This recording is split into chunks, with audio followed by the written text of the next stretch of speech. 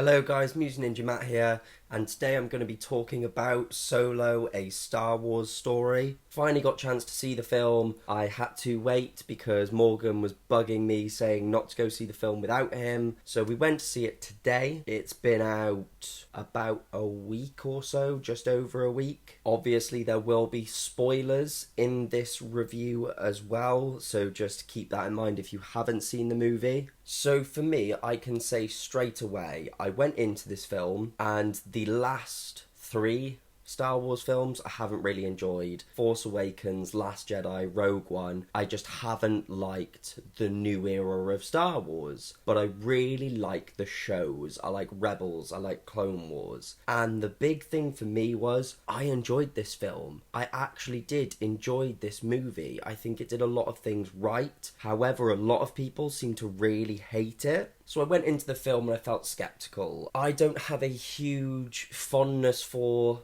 the Han Solo character, and I get that's controversial as well. People love Harrison Ford in that role, but I was that guy that liked Luke Skywalker more and Yoda more. I wasn't really that fussed. So to have an entire movie about Solo, I was a bit like, meh. And I'm sat and I'm watching the film, and the pacing to me was weird. It almost comes close to suffering like I felt Rogue One did, of just sometimes slowing things down too much. And the film sort of takes a while for me to find its feet. So I was sat watching and I was like, if the whole film is like this, I'm not going to enjoy it.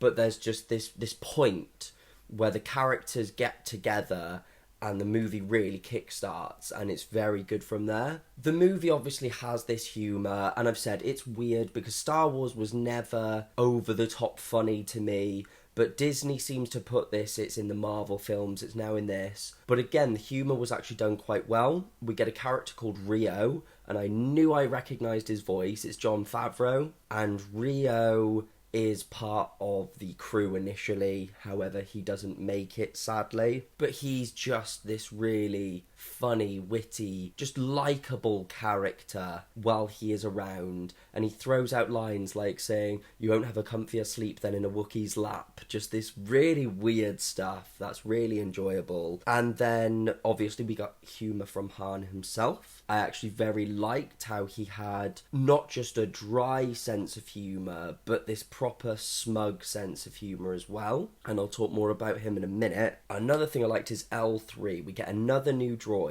I really like. They're doing very well at giving these droids great personalities and interesting character traits. So L3 is Lando's droid. Her big thing is that she's like, droids shouldn't be enslaved, free the droids, we want equal rights. And it's so interesting. Like she says, droids can't even get served in this bar that we're in, which I'm pretty sure is touched in some of the comics. Like this film as well, it connects to the other films, throws a couple of comic book things in there, stuff from the series, which I really liked. I noticed in this, the sound. Some things can be hard to hear in a cinema, but there were a lot of scenes, especially if there's gunfire and stuff going off.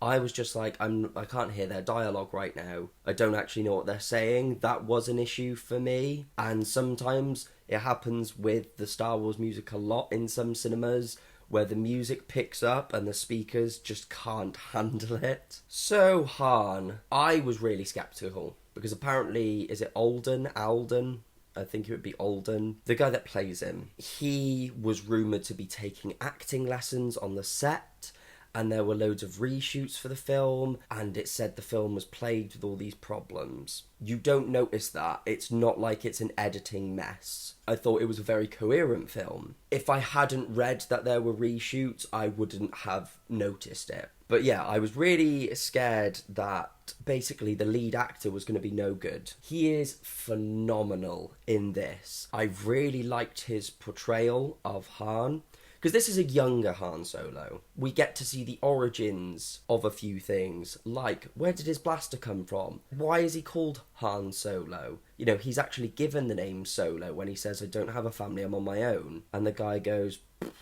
so you're Han Solo. We obviously see him winning the ship from Lando, and obviously we see the famous Castle Run. With me, I'm not fussed about seeing that. It's one of the problems I have with Rogue One.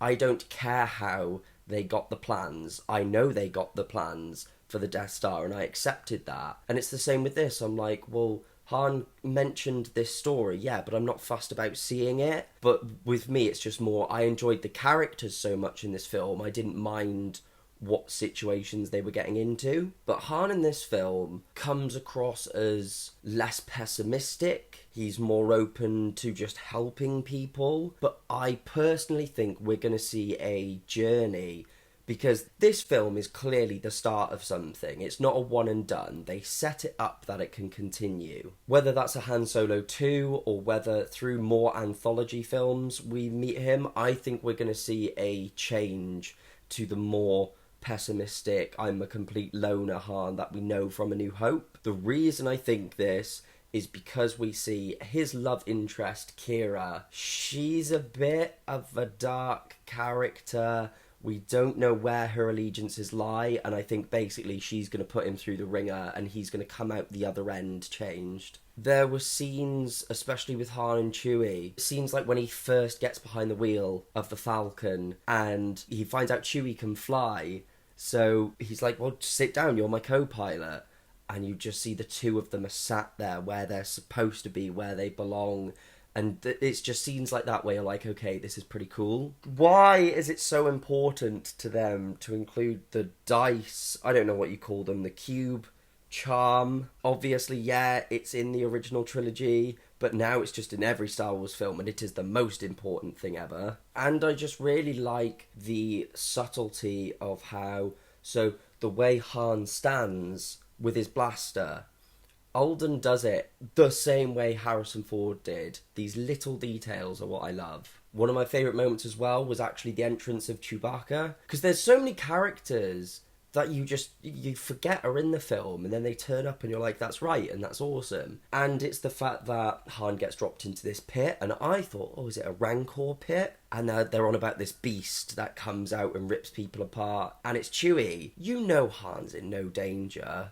But this is their first meeting, and you don't know how fully it's going to play out. Him and Han are able to help each other escape, and we kind of see why they're close. And we find out that Han actually speaks a little bit of Wookiee, which was cool. The character I was most looking forward to, and kind of felt we should have seen more of, was Donald Glover's Lando. He's very eccentric and very full of himself. And it's this much more amped up version of Lando from the original trilogy. But again, this is a younger Lando, a younger Han. They're not torn apart and beaten down by this war yet. So I think it makes sense, and I think Donald Glover did a fantastic job. Some of my favourite scenes are when they're at the card table and it's just him and Han playing cards. Naturally, Lando cheats constantly to win, and the actual ending scene of the film is Han winning the Falcon because he's able to outsmart Lando, and it's just a really feel-good note to end on. What I mentioned as well about the fact that this war that's going on, and obviously we're starting to see rebels step forward. But it's interesting because it was seeing Han trying to travel places and seeing them stopping people at the gate and seeing this very war-torn world where stormtroopers are everywhere and tearing families apart. And I think this Star Wars film to me just had this extra tone on top of it that almost made it not feel like a Star Wars film, but not in a bad way. With our villains, they put some great twists in. We've got this group of pirates who kind of plague Han and his team, and we assume like they're gonna be the big bad guys.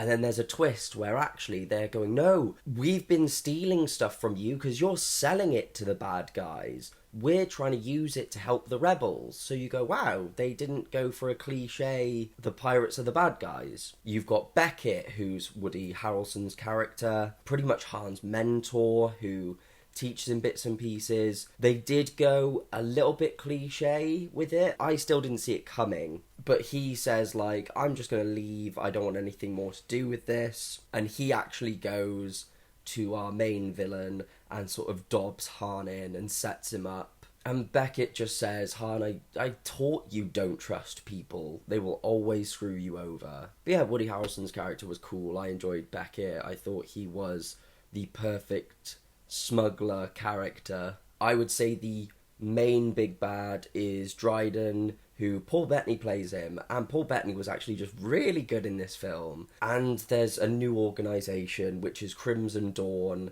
and they're, on the surface, look like they're just some shady guys that like to deal with smugglers, but actually they're working with the Empire. They are, like, big bad guys. But the other villain, I guess, is Qi'ra herself, because we see it's Han's love interest. She gets left behind on, like, this slave world, and then he meets up with her when he's meeting with Dryden, and he's just very much like, wow, you're free. But there's this sense of, what did she have to do to become free? And we find out that Kira's been with Crimson Dawn. She's done some horrible things. You get the feeling she does feel for Han, but she also feels she's too far gone. And we actually get what, for me, is the scene stealer. It's what everybody's talking about, is that Qi'ra kills Dryden. She kind of overthrows him.